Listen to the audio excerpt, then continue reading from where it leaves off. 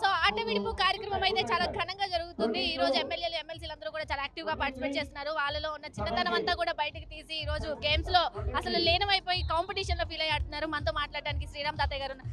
Sir చెప్పండి, అసలు game ఎంత స్పోర్టివ్ గా తీసుకొని ఆడుతున్నారంటే ఇది నిజమైన కాంపిటీషన్ లా తీసుకొని ఆడుతున్నారు.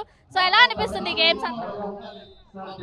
2026 ఏదైతే ఎమ్మెల్యేలు ఎమ్మెల్సీలు క్రీడల పోటీలు ప్రారంభమైనాయి.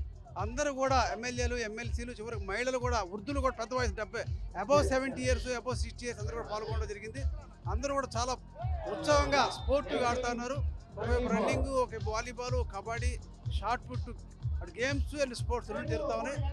ప్రత్యేకంగా ముఖ్యమంత్రి ఆలోచన కూడా, స్పీకర్ గారి ఆలోచన ఎప్పుడు కూడా ఎమ్మెల్యేలు ఎమ్మెల్సీ ఒత్తిడి ఉంటాయి కదా, ఒత్తిడి లేకుండా ఇటువంటి టైంలో క్రీడలు ప్రోత్సహించే ఉద్దేశంతో ఏర్పాటు చేసినందుకు ప్రత్యేకంగా స్పీకర్ గారికి, ముఖ్యమంత్రి చంద్రబాబు ప్రత్యేకంగా ధన్యవాదాలు. ఇప్పటి వరకు మీరు ఏ గేమ్స్ లో పార్టిసిపేట్ చేశారు? పర్టికులర్ గా మీకు పర్సనల్ గా ఏ గేమ్ అంటే ఇష్టం సార్? చిన్నప్పుడు నేను రన్నింగ్లో పార్టిసిపేట్ చేశాను. రన్నింగ్లో సెకండ్ ప్లేస్ కొట్టాను.